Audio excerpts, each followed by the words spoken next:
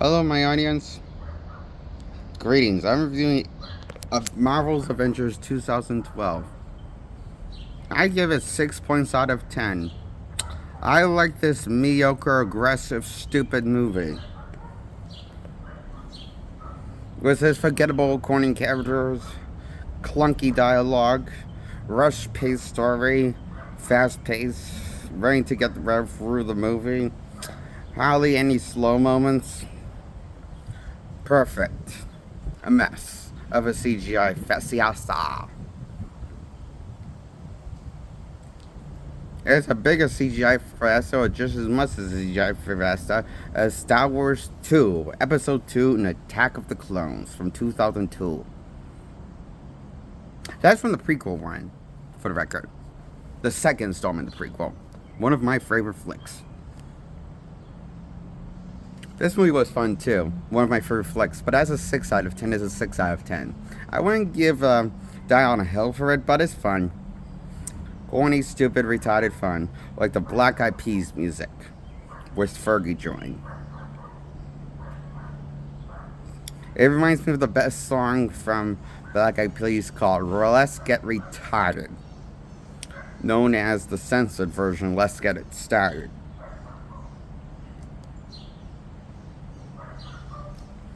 Now I'm going to talk about Avengers Age of Ultron, which just takes the plot from 2001 A Space Odyssey, but gives it the personality of Robert Downey's Tony Stark.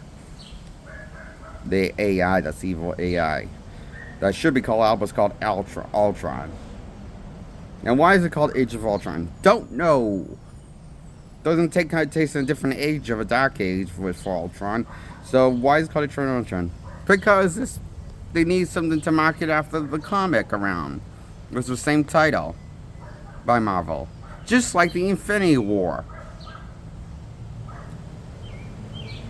The Infinity Gauntlet saga was part 1 and part 2.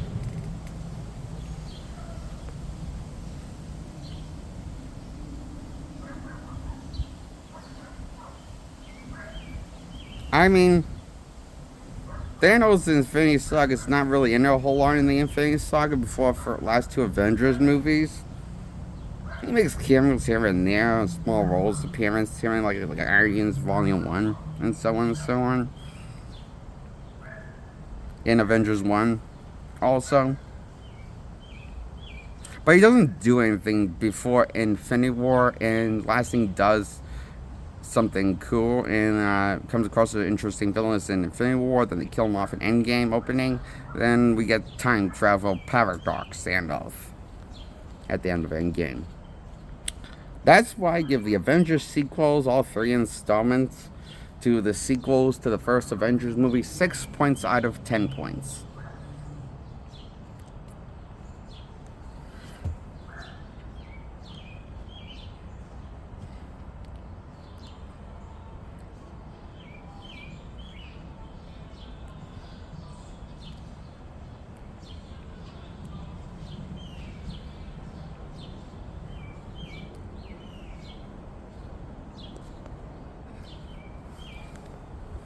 That's my review on the Avengers movie trilogy sequels. 4 Avengers movies, and I'm going to talk about Captain America 3, known as Avengers movie. And it does focus on the Avengers, and I give that a 6 points out of 10 points. It is damn mediocre fine.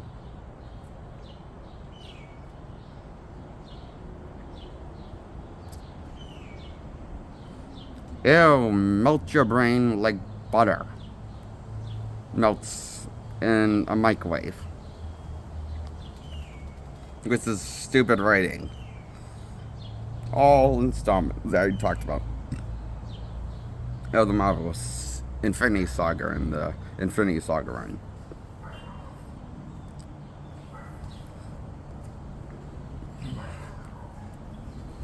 And I give Captain America 2, The Winter Soldier. That's a buddy comedy duo with Scarlett Johansson being the comedic relief and Captain being the straight guy.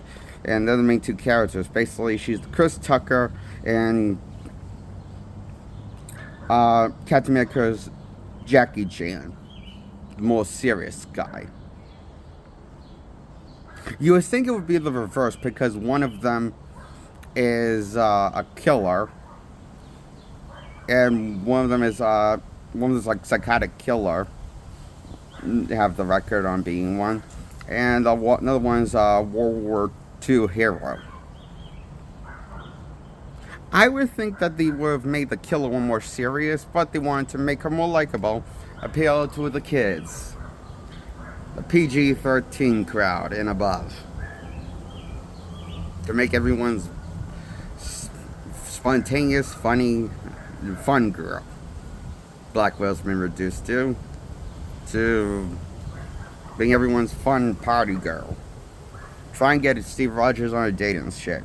Focus on while kicking ass and killing people and shooting people and killing and snapping people's neck, blah blah blah blah blah. That's what this movie is.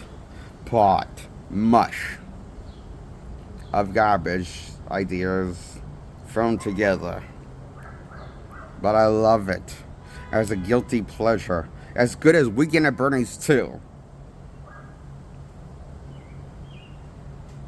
Maybe a little more funnier. Captain America 2: The Winter Soldier.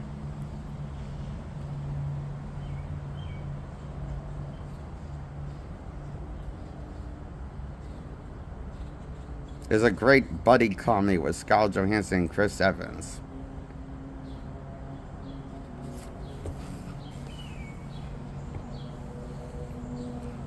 I enjoy these movies. Fine. All as fine, mediocre 6 out of 10.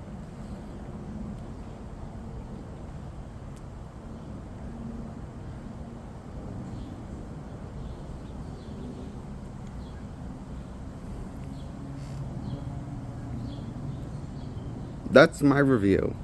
Goodbye, subscribe, like this video. Bye-bye, my name is Jake Allen Graham. Hope you enjoyed this review. Okie dokie.